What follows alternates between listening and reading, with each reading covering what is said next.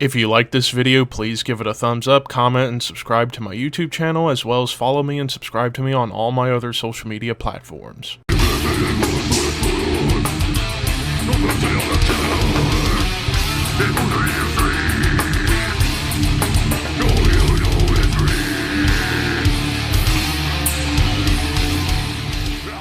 What's up, Thrashers, and welcome back once again to the Thrash Maniac 99 YouTube channel, and yes, rocking the brand new Thralls of Metal shirt. So, yeah, a little shameless plug there. But anyways, it's been a little bit over a month since I have done one of these CD collection updates, and actually, these next few months are going to be packed with a CD collection update video for the next few months. There will be at least one update for the rest of the year, because, well, at the time I'm recording this, which is the day before it's out now, came home from a trip to Toledo over a week ago where I met the Thralls guys, and it was a great experience hanging out with those guys and getting to get some more music, because I got a bunch of shit while I was up there at the record stores. Well, 2 out of 3, but still not bad. But before we get into those, we gotta go through a little stack that I was working on prior to the trip. So without further ado, let's get started. So the first one I got is 200 Stab Wounds, Piles of Festering Decomposition EP. This is the first ever thing that 200 Stab Wounds put out in terms of CDs and such. Yeah, this is their debut EP when they were on Maggot Stomp Records, which is a pretty big underground death metal label. And right out of the gate, you get to hear everything this band is all about. I'm proud to say they're great Ohio boys, and just holy fucking shit. The amount of brutality and yet catchiness that 200 Stab Wounds can deliver, whether it be on this or their debut album, which I have, Slave to the Scalpel. Hopefully we get a new album. I know they've been teasing a new album coming out before the year is over. Hopefully it'll be out, as they are now on Metal Blade Records. So they went from Maggot Stomp to arguably the biggest metal label of all time. I don't know, Nuclear Blast might have a say in that. But yeah, they're on Metal Blade, so couldn't be happier for them, and this is the foundation of which the band was built on. So yeah, 200 Stab Wounds. Move my phone over. Anyways, so now we move on to an album that came out this year, and that is Birdflesh, Sickness in the North. I actually reviewed this when it came out back in mid-April. And yeah, basically, for those who don't know, Birdflesh, a Swedish band that mixes thrash metal, crossover thrash, and grindcore all into one sound. I would say it's more thrash than grind. Like, you got some grindy parts, but I'd say they're more of a thrash band that happens to incorporate a lot of grind. But some of the silliest things I have ever heard, especially in the song titles like Hammer Smashed Japanese Face, Amputee Admiration, Lose the Arise, and probably my personal favorite, Welcome to the Jungle Rot. Clever song titles, the music, despite it being short and sweet to the point, they're able to deliver some badass riffs, awesome rhythms, and even at times they can get a little bit death metal-y and maybe even bring in little hints of melody here and there. But yeah, Birdflesh, just such a fun band. I need to go back and check out their previous works, because this was the first thing I ever heard from Birdflesh. And wow. Funny, yet awesome. So yeah, if you're a fan of comedy, thrash metal, crossover thrash, and grindcore, I think you will love this. This is some really killer shit. Alright, and now we're going to get into a run. Actually, the next couple of bands I'm going to be talking about, I got multiples from them because I was kind of working on getting a couple of bands' discographies completed or getting close to completion. That first band I'm going to talk about is Dream Theater. First, we got their debut album, When Day and Dream Unite. After all, this is the beginnings of one of the biggest progressive metal bands in the world. Maybe the biggest, I don't know. Tool probably has that spot, but Dream Theater's really close up there. And this was their first thing they ever did, and completely different lineup. You know, you have, of course, the Johns, Petrucci and Myung. Also, of course, the great Mike Portnoy, Kevin Moore on keyboards, but the only album with Charlie Domnici on vocals. And while produced by Terry Dates, so you got some really killer production out of it, definitely musically and vocally, they were still kind of trying to find their sound a little bit, because while you can definitely tell it's Dream Theater, vocally, Charlie's voice is very different from everything else that you're going to hear after this with James LaBrie. Definitely much higher registered vocals. Maybe doesn't quite blend well with the rest of the music, even though songwriting-wise, they're already showing that they have talent. After all, the Johns and Mike both went to Berklee College of Music to get their chops down and work on how to get their songwriting chops down. But yeah, definitely vocally kind of does take away from this album just a little bit. And who knows, right now on the community tab on my YouTube page, I got 4 polls going right now to determine what 8 bands I'm going to be doing discography rankings for in 2024. I got one for death metal, one for thrash metal, one for black metal, one for prog metal. Dream Theater is currently running away in first place on the prog metal list, so when it comes down to ranking these, who knows where this one will lie, but yeah, the debut.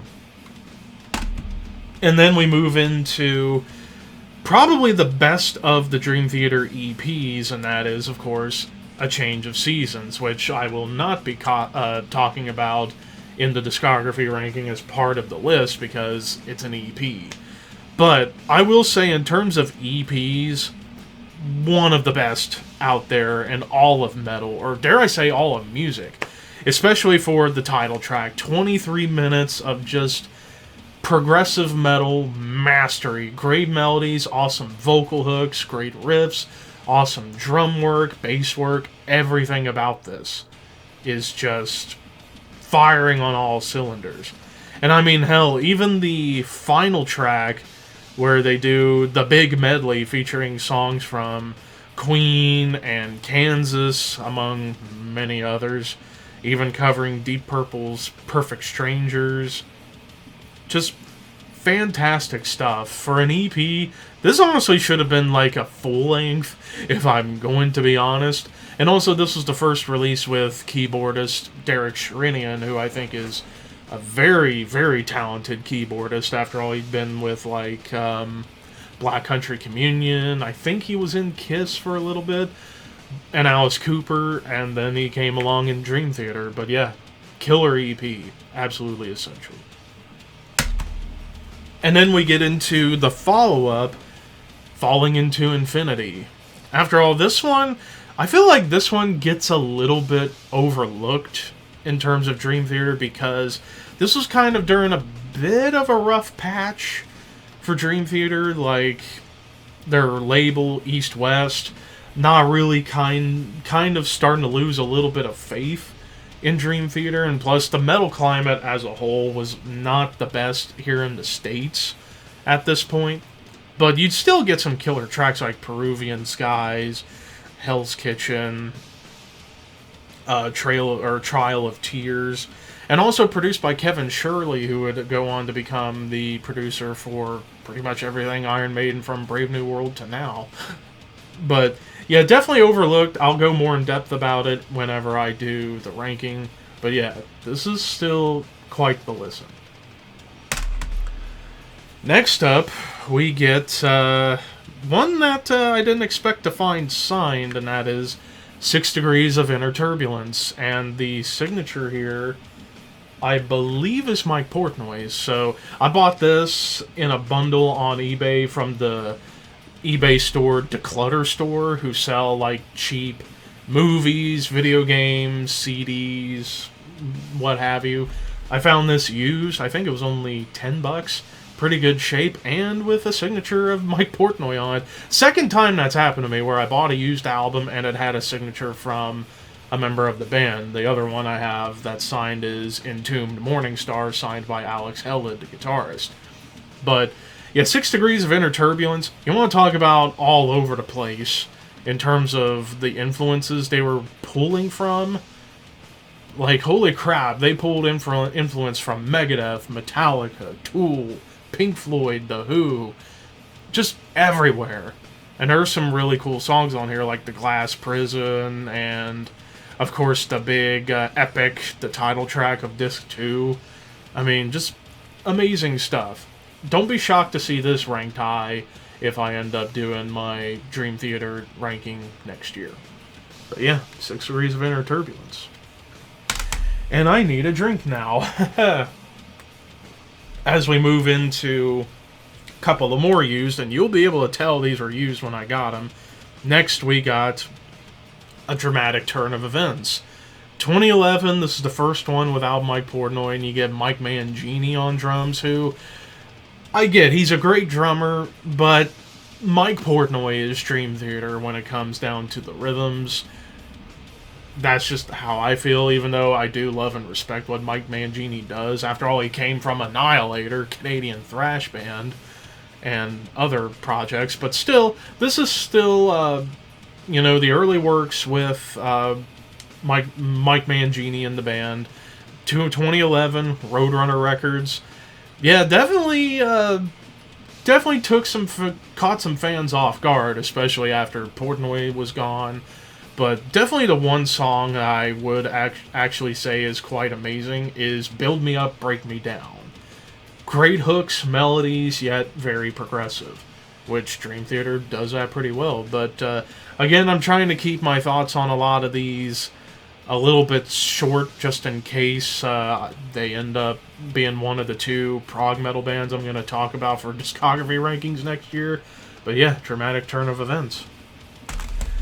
And then the last one from Dream Theater that I got so far is the self-titled from 2013, the follow-up to A Dramatic Turn of Events. I mean, safe to say, like, the big tracks that people remember from this are The Enemy Inside the Looking Glass, and especially Illumination Theory, with all the cool arrangements going on in there. Some people might call it they were wanking off too much on their instruments, but even if it's the case, still got catchiness to it. But yeah, Dream Theater self-titled from 2013. So now the only albums I am missing from Dream Theater are Systematic Chaos, Black Clouds and Silver Linings, and Distance Over Time. I even have the Astonishing, but I don't think it's as bad as people think it is. It's just bloated, and not the good kind. But yeah, Dream Theater. And now we get into the next band that I was attempting to get everything from, but I can't find one, and I'll get to that soon. But we're gonna... Ooh, that ain't good. The little thing inside the case kind of messed up. But anyway, so we're going to talk about In Mourning. And we're going to kick it off with their debut album, Shrouded Divine.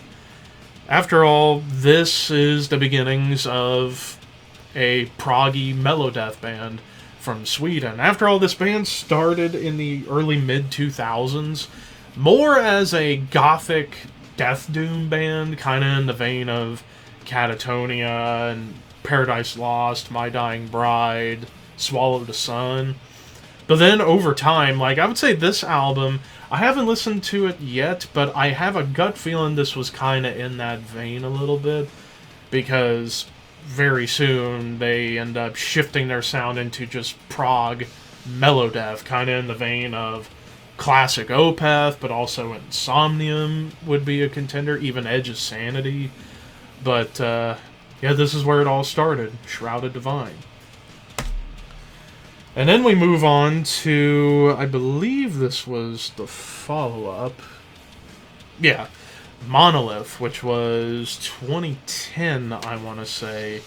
And I would say this was really kind of when they were starting to make that transition into that more proggy melodeath sound, but still retaining some of that doom, death, gothic element. But yeah, this was definitely, you could consider a transition album for In Mourning, but still really solid and really good sophomore album. Duh. Now we get into skipping a couple albums, or skip an album, because what followed that was The Weight of Oceans, which I cannot find anywhere, or at least cheap. I don't know what it is about 2012 and 2013 albums, certain ones that are hard to find. I don't get it, but whatever. Anyways, we move on to, next up, Afterglow. And you could say from Weight of Oceans heading into this, full-on prog mellow death band by this point. After all, songs like Fire and Ocean, the title track, The Lighthouse Keeper, definitely showcasing what they wanted to become. So, I'm just going to leave it at that, and we're going to move straight ahead to the next one, and that is Garden of Storms, which was 2019 when this came out. And so far, I've only heard a couple of tracks. It's like I've heard maybe a song off of the other ones, but this one I've only heard a couple because I've been busy with checking out current stuff and also prepping now for the Enslaved ranking, which I keep pushing it back because it's so much to digest. But anyways, I've heard two songs. The first track, Black Storm and Yields of Sand. Fantastic songs, can't go wrong. I heard about this album before, like on Cover Killer Nation's channel. He had this ranked pretty high in his 2019 Album of the Year list. And then I discovered In Mourning with the follow-up to this, which was The Bleeding Veil in 2021, and I've become a fan of theirs since. But yeah, Garden of Storms. And then the last In Mourning album that I got, which is actually probably one of the most unique albums that I have in the collection, and that is Live in Valley Sound Studio. So they actually did a live show in the studio because they recorded it on November 6th, 2021. So COVID was still going on, though it was starting to get better. Like, places were opening back up, but well beyond this point, like back in the mid to late summer. At least here in the States, things were getting better in terms of like being able to go to shows and sporting events and stuff like that. Meanwhile, Europe still trying to play catch up, so they actually decided to do a live album in the recording studio, and it sounds fantastic. Like everybody playing together live, no editing or anything like that, just basically showing off their chops. And top to bottom, it's such a fantastic show for a studio event. It's on YouTube if you want to watch it. It's really cool to watch them play well in the studio, and it's sounding as great as it does. But yeah, In Mourning live in Valley Sound Studio. Alright, so now let's get back to some individual bands for a little bit. So first we have Mezzrow's Then Came the Killing. This is the debut album from this Swedish thrash metal band. I talked about their latest one, Summon Thy Demons, back in April. Still probably one of my favorite straight up thrash metal albums of 2023 thus far. And it was the follow-up to this, which came out in 1990. So it was a 33-year waiting between albums. And this is the Hammerheart Records reissue of it that was released, I think it was last year, maybe earlier this year. And this is a 2-disc set, so you got the Then Came the Killing album, which the album in and of itself, basically if you are a fan of Bay Area thrash, I would say in particular Metallica, Testament, and Exodus, you will love this. So it's got that album, songs like the title track, Frozen Soul. I wonder if the band Frozen Soul took their name from this album, or Asphyx God Cries, or it was by accident. I'll never know. At least until I get a member of them on the Horseman podcast, but that's a whole nother topic. But yeah, it has the full album. Second disc has all of their demos heading into Then Came the Killing, like in 87, 88, I believe, and they remastered the demos from the original tapes, and the demos actually sound pretty solid. Like I actually kind of prefer the demo version of Frozen Soul over the album version because it sounded a little bit more sinister, kind of close to Slayer to some degree, because they were tuning down to E flat on the demos before they went standard tuning for the other two albums. But yeah, really cool collection. If you want to get into Mezzrow, definitely pick this up. But also pick up Summon Thy Demons. If you love Bay Area thrash that comes from Sweden, check out Mezzrow. Alright, next up we get into one of my favorites from 2020, and that is Necrot Mortal. This came out in 2020, and yeah, 2020 I didn't do any album reviews, but this was on my top 10 list on the Horseman podcast album of the year list episode we did at the end of that year. Only 7 tracks, but holy shit, every song kicks ass. Old school death metal with a slight cavernous feel. Basically, if you are a fan of bands like Bolt Thrower, dare I even say Incantation, maybe a little bit of, there's a plethora of bands I can mention, but if you're a fan of just old school death metal, but you like a little bit of a cavernous raw feel, definitely check out Necrot. And Mortal wouldn't be a bad place to start. Or Blood Offering, their debut, is not a bad place to start too, which I need to get that album. But yeah, Necrot. Alright, and now we get a pair. We have a pair from Rammstein. We have the debut album, Herzeleid, and their second album, Sehnsucht. I've been needing to get some Rammstein in my collection. After all, we did a whole episode on the Horseman podcast about Rammstein songs, and I like Rammstein. I'm not like a massive fan of everything they've done, but if I were to continue to get Rammstein albums, I would probably go up to Reise, so I just need to get that, and Mutter, and then I would pretty much have all the Rammstein I personally want, because, like, the last 2 albums, good, but they don't hold a candle to these two, or Mutter, or Reise. But Herzeleid is kind of a gritty debut. After all, whenever you're an industrial metal band, you're going to have a little bit of a grittiness to it, even if it does sound robotic when it comes to the production. But yeah, this one, Herzeleid, some killer tracks on here, like Seaman, Hannah Klein from the Horseman podcast. If you are somehow watching this and I'm going to butcher Germany, don't fucking kill me. Let's see, I'm going to try my best to pronounce this one that I really like. Ashezu Ashte. I probably said that wrong. Du Reiches so gut. I think that was a little bit better. Let's see. High Rate Mech, or Mech. The title track, and the song Rammstein. Like, those are some killer songs on this debut album. So overall, great debut. Sehnsucht, however, I would say is still the best Rammstein album, top to bottom. After all, the title track, Angel, Tier, Du hast, who doesn't know Du hast, Spielben mir, Buchdeich, Klavier, Alterman, Kusmich, Felfrost. Fucking, don't kill me, people. I'm trying my best. I'm a typical American, so don't expect me to know Germany right out of the gate, language-wise. But still, Rammstein kicks ass, at least through to Reise, and then after that, it's a bit spotty for my taste. But the day might come where I have to rank Rammstein, and don't be shocked if you see these near or at the top. I'm just pointing that out. But yeah, finally got some Rammstein. We got 2 more left. Next up, we get another one that came out this year in 2023, and that is Sermon of Golden Verse. I actually talked about this album on a random episode of Under the Radar. I can't remember the exact episode it was. I want to say it was sometime in March or April.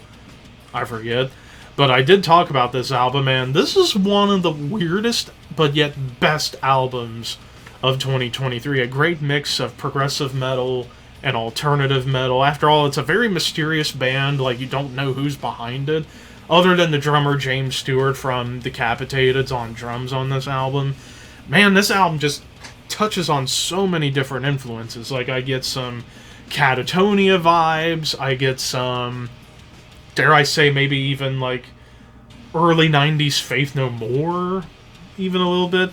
Also plenty of Tool, like there's some Tool elements on here too, but the final song, Departure, bringing in like blast beats and a little bit of a blackened vibe, even though it's pretty much, for the most part, clean vocals. There are some gruffer vocals, but not like black metal or death metal, but just more harsher than normal.